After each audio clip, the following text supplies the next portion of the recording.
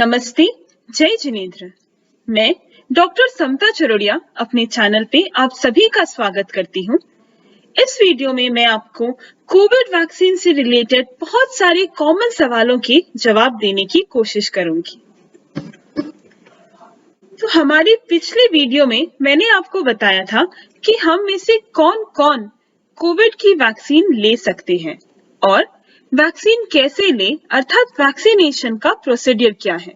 अब इस वीडियो में हम बात करेंगे कि भारत में अभी हमारे पास कौन-कौन सी वैक्सीन उपलब्ध है। अभी 3 वैक्सीन भारत में हमारे पास उपलब्ध है, कोवैक्सीन, कोविशील्ड और स्पुतनिक वी। पहले सिर्फ 2 वैक्सीन थी, कोवैक्सीन और कोविशील्ड, लेकिन 1 मई 2021 से स्पुतनिक वी भी भारत में आ चुकी है। तो हमें कितने दिनों के बाद ये वैक्सीन के 2 डोज लेने चाहिए?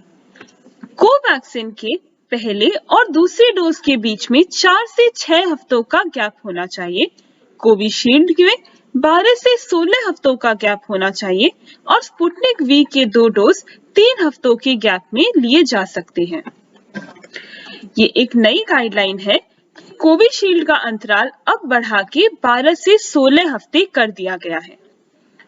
तो एक बहुत ही कॉमन सवाल जो बहुत लोग मुझसे भी पूछते हैं कि कौन सी वैक्सीन ले, स्पुतनिक वी ले, कोविशील्ड ले या कोवैक्सीन ले। तो मैं बताना चाहूंगी आपको कि एफिकेसी इन तीनों वैक्सीन्स की कितनी परसेंट है, यानी कि इन तीनों वैक्सीन्स कितने परसेंट में हमारे शरीर में काम करते हैं या असर दिखाते हैं। कोवैक्सीन 78 to 80% के आसपास इसकी एफिकेसी है। कोविशील्ड की एफिकेसी 70.4% तक देखी गई है, लेकिन अगर हम 2 डोज के बीच में जो गैप होता है उसे बढ़ा दे तो ये एफिकेसी 90% तक भी जा सकती है और स्पुतनिक वी की एफिकेसी लगभग 90% तक देखी गई है। तो लगभग आप देख सकते हैं कि तीनों वैक्सीन्स की एफिकेसी 80 से 90% के बीच में है।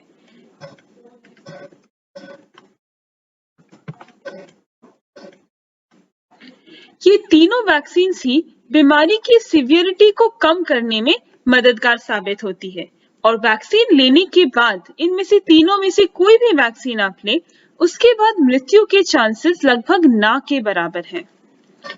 तो सभी वैक्सीन सुरक्षित और प्रभावी है, क्योंकि मैंने आपको एफिकेसी से बताया, बीमारी की सीवियरिटी हो या डेथ के चांसेस हो, इन तीनों बातों को ध्यान में रखकर हम देख सकते हैं कि सभी वैक्सीन सुरक्षित और प्रभावी है। इसीलिए आपके पास जो भी वैक्सीन अवेलेबल हो वो आप निर्भीक होकर ले सकते हैं।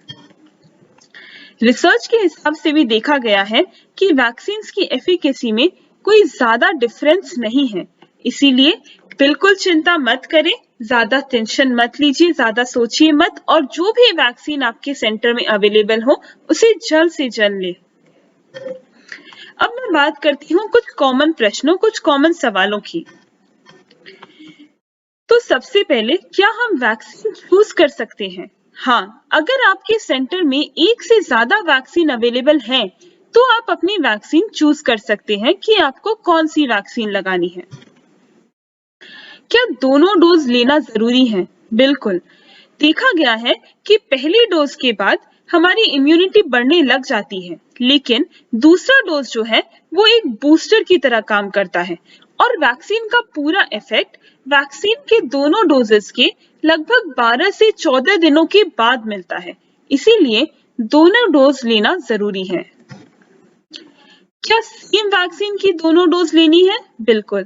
अभी तक जो रिसर्च के डेटा हमारे पास है उस हिसाब से आपको दोनों डोज सेम वैक्सीन के लेने हैं।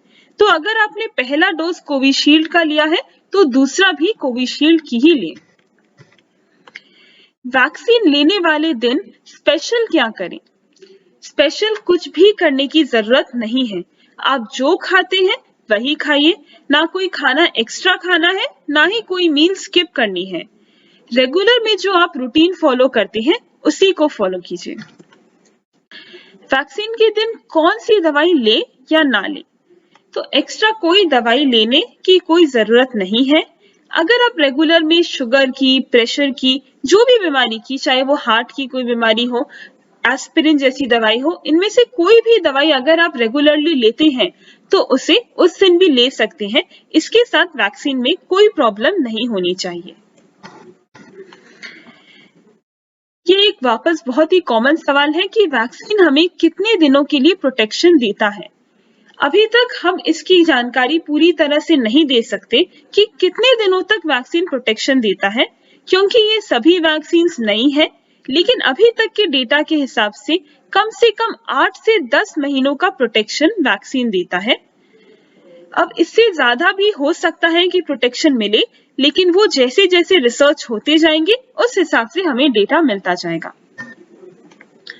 क्या वैक्सीन लेने के बाद कोविड हो सकता है? हाँ, वैक्सीन लेने के बाद भी आपको कोविड हो सकता है, लेकिन जैसा कि मैंने बताया, उसकी सिवियरिटी बहुत कम होगी, बहुत ही माइल्ड सी डिजीज होगी और मृत्यु के चांसेस लगभग ना के बराबर है। वैक्सीन के बाद कोविड प्रिकॉशंस लें, बिल्कुल, क्योंकि मैंने बताया कि अभी तक हम नहीं जानते कि वैक्सीन कितने दिनों के लिए प्रोटेक्शन देता है, इसीलिए वैक्सीन के बाद भी कोविड की प्रिकॉशंस लेनी चाहिए। सैनिटाइज करें अपने हाथों को, सोशल डिस्टेंसिंग मेंटेन करें, मास्क जरूर से पहने और सभी कोविड प्रिकॉशंस को फॉलो करें। क्या वैक्सीन नए स्ट्रेन्स के खिलाफ प्रोटेक्शन देता है? यह डर बहुत लोगों के मन में है कि अब इतने नए स्ट्रेन्स आ रहे हैं, नए म्यूटेंट्स आ रहे हैं कोरोना वायरस के, तो क्या ये वैक्सीन उसके खिलाफ भी प्रोटेक्शन देगा? हाँ, अभी तक हमारे पास जो भी रिसर्च के डेटा हैं, क्योंकि हमारे साइंटिस्ट दिन रात इस पर काम कर रहे हैं, उस हिसाब से अभी तक जो वैक्सीन अवेलेबल है, वे सभी हमें नए स्ट्रेन्स के अगेंस्ट प्रोटेक्शन देता है। इसीलिए आप बिना डरे वैक्सीन ले सकते हैं। ऐसी अफवाहें फैली हुई है कि मेंसेस के वक्त वैक्सीन नहीं लेनी चाहिए और वैक्सीन से इनफर्टिलिटी जैसी साइड इफेक्ट हो सकती है। लेकिन क्योंकि मैंने कहा आपसे, हमारे साइंटिस्ट दिन रात कोरोना वायरस की वैक्सीन पे काम कर रहे हैं और हमारे पास जितनी भी क्लिनिकल डेटा है, उन सब के हिसाब से वैक्सीन में इनफर्टिलिटी जैसी कोई साइड इफेक्ट होने की संभावना नहीं है और आप मेंस्ट्रुएशन के वक्त वैक्सीन आराम से ले सकते हैं। इन दोनों के बीच में कोई रिलेशन नहीं है। इसीलिए मेरी आप सबसे गुजारिश है कि आप अफवाहों पर भरोसा ना करें, क्लिनिकल फैक्ट्स, क्लिनिकल रिसर्चेस को फॉलो करें और उसी पे विश्वास भी करें। मैंने कोशिश की है कि आपको कोविड वैक्सीन से रिलेटेड सारी जानकारी दे पाऊं। कोविड वैक्सीन कौन ले सकता है या कैसे ले, यह मैंने पिछले वीडियो में बताया था और इस वीडियो में हमने कोविड वैक्सीन से रिलेटेड बहुत सारे कॉमन सवाल जवाब को भी डिस्कस किया है। और भी कोविड वैक्सीन से रिलेटेड जो भी अपडेट्स या इंफॉर्मेशन है, उसे जानने के लिए आप मेरे YouTube चैनल पे लॉग इन करके देख सकते हैं। मुझे आशा है कि ये वीडियो आप सभी को पसंद आया होगा, तो प्लीज इसे लाइक, शेयर और सब्सक्राइब जरूर करें। Till then, thank you and stay safe, stay home.